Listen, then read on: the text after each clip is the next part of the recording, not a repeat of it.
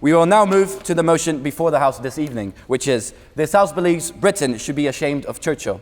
I now look to the librarian, Shivani Ananth, St. Anne's College, to open the case for the proposition.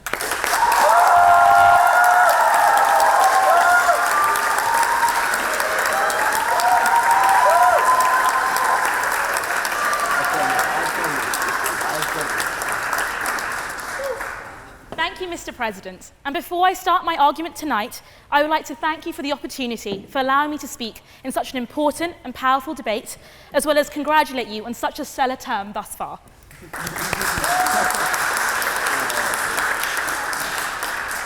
And now on to tonight's motion. When you think of Churchill, it's synonymous with a political career at its brightest, humanity at its bravest, and Britain at its best. He is emblematic of what it is to be a leader, a hero, and is so ingrained in how we perceive both the Second World War and our own national identity. And whilst it's extremely comfortable and convenient to sustain this view, the image of a Gary Oldman-esque figure smoking a cigar leading a nation to victory, doing this turns him into a mere bedtime story instead of someone we can actually learn from. When you walked into this chamber tonight, you probably thought that the motion was extremely loaded, that it was an attack on an idol. However, it's important to dissect what we mean by ashamed, and the restorative and productive power this emotion can hold. Shame makes us uncomfortable. It forces us to interrogate an issue and gives us the agency to do something about it. It's an emotion that not only drives reflection, but also fuels change. Therefore, looking at Churchill with a more critical eye means we can delve in deeper into the issues of our ancestors and fully come to terms with them. And it's for this reason today why I ask you that we have a responsibility to be ashamed of Churchill, to feel ashamed of our blind idealization of him, our refusal to speak about his skeletons in his past, before concluding how this emotion can give us the impetus we need to reassess our history for a better future. But before I move forward with my argument, it is a great pleasure to introduce the opposition for tonight. So first we have Charlie Coverman, a first-year history and politics student at Brasenose, an elected member of Secretaries Committee. Now, Charlie and Churchill actually have a fair bit in common. So both of them are extremely charming, both of them are great orators, and both of them are notorious for flipping between factions in the early start of their political career.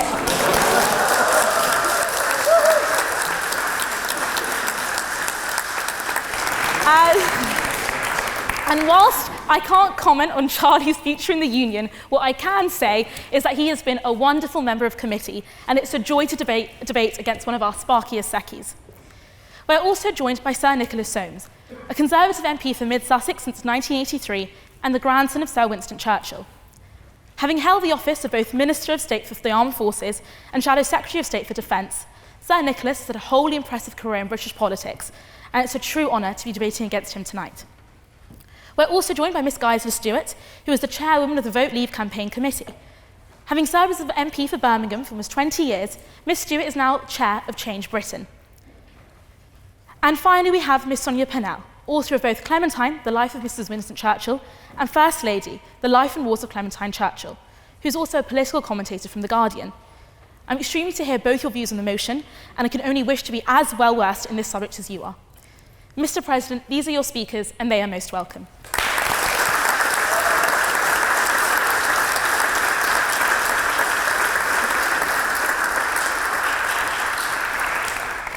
When researching for tonight's debate, I stumbled upon far more intriguing and perhaps even disturbing material than I ever thought I would.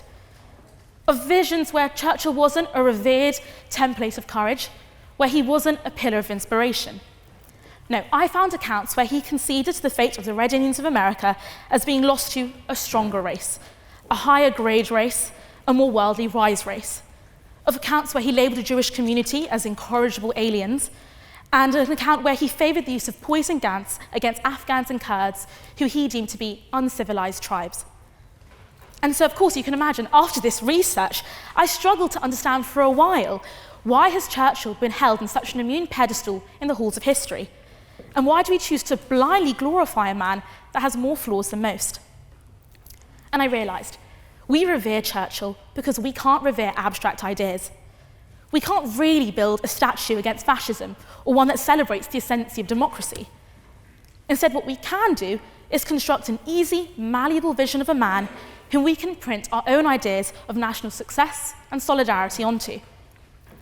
Indeed, this perception that we have constructed is an unhealthy, heavy-handed one, where we've twisted Churchill, we've distorted him to fit the values and ideals we crave, and create a paradigm for liberty and strength. However, by doing this, we force ourselves to bury any feelings of shame from the details that I mentioned earlier towards him and his administration, as they don't fit into this neat narrative. For how can we celebrate a man who won us democracy but actively denied independence in Ireland? How can we applaud a man for defeating fascism and spreading peace when he engineered the shootings of Greek protesters? We have allowed ourselves to selectively remember his achievements to make him a hero worth remembering. By failing to address these contradictions, by failing to allow ourselves to feel confused, embarrassed, and ashamed by this murky side of Churchill, we've allowed ourselves to slip into a complacent net where we don't need to question history if it doesn't fit our fairy tale revision, where we don't need to openly engage with blatant wrongdoings. And this brings me on to my second point. Now, many of you tonight probably expect me to talk about the Bengal famine. It's often cited in a few lines in a Churchill article as a slight mismanagement. However, it's a loss, it's a murder that's failed to give the attention it deserves. And so, the year was 1943, when a fatal famine swept through the Bengal region, sparked by the Japanese occupation of Burma the year before. Despite continual urges from the Viceroy of India to send help to this region, the British continued to divert ships from reaching India in order to favour the Western war effort. Now, the opposition tonight may argue that Churchill took many steps to ensure that this disaster was averted. And to an extent that perhaps may be true. He tried to get Australian ships to deliver grain. He wrote a desperate plea to FDR asking for assistance.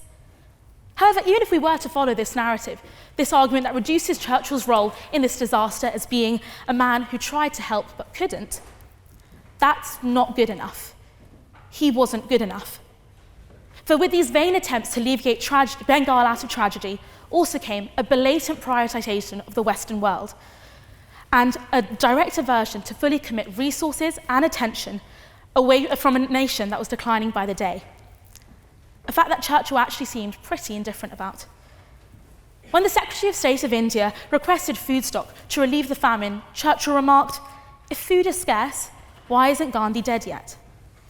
When asked in 1944 to explain his refusal to send food aid, Churchill mocked, "Relief would do no good. Indians breed like rabbits and will outstrip any available food supply." So, whether you were to argue that this was an oversight that got out of hand or that Churchill had blood on his hands, either way, he was the dismissive head of a ship where the consequences were the same. And that's 3 million deaths. And when I say it, it sounds horrifying, but it also sounds like a statistic. So let me frame it like this. It's a nation where parents have to drown their children in wells to relieve them from suffering. It's a nation where people beg for starchy water to try and sustain some life. And it's a nation where priests are too weak to even perform the religious rite of cremation.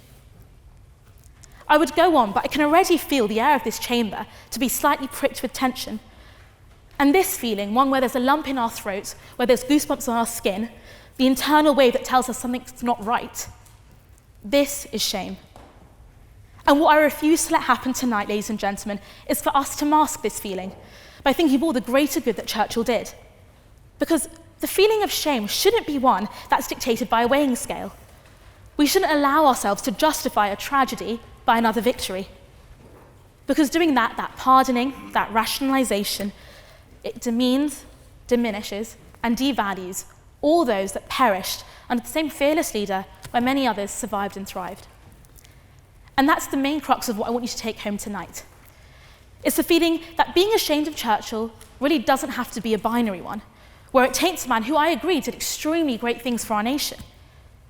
For shame can go in tandem with pride. For dark can be seen through the lens of light. And we don't need to restrict our view of history in such a simplistic way where we only seek to idolize or vilify. Indeed, if we don't do this, we're able to construct history that's far more informed, that's far more responsible, and that's far more balanced. And we can see Churchill in a grey medium. Now, ladies and gentlemen, in Britain, we do have a lot of problems with our past. with how we both teach and remember history. And of course, not all of these stem from the veneration of Churchill. However, it's undoubtedly true that he was a man who perpetuated ideas that we have a duty to now challenge, and his watermark in history is one that needs to be reassessed. Churchill once said that history will be kind to me, for I intend to write it. Well, ladies and gentlemen, it's time we reclaim the pen. And that leads me to my final point. Our failure to be ashamed of Churchill has meant we failed to investigate problems that have laid the foundations for a probably more tenuous today, where his flaws still permeate our society. It's a today where we allow white men smoking cigars in Westminster to make foreign policy decisions that they shouldn't. It's a today where we allow a narrative that the World War was won by people that look like Harry Styles in Nolan's Dunkirk. And it's a today where we quietly snigger when Boris Johnson goes on a away visit and mocks a local culture. And so tonight, I dare you to leave this chamber feeling uncomfortable. I dare you to confront a legacy addressing both the dark and the light. And I dare you to allow yourself to feel ashamed of a hero. Because with this comes acknowledgement, with this comes awareness, and with this comes an opportunity for our society to finally confront our demons and progress. And for this reason, I urge you to vote in favour of proposition tonight. Thank you.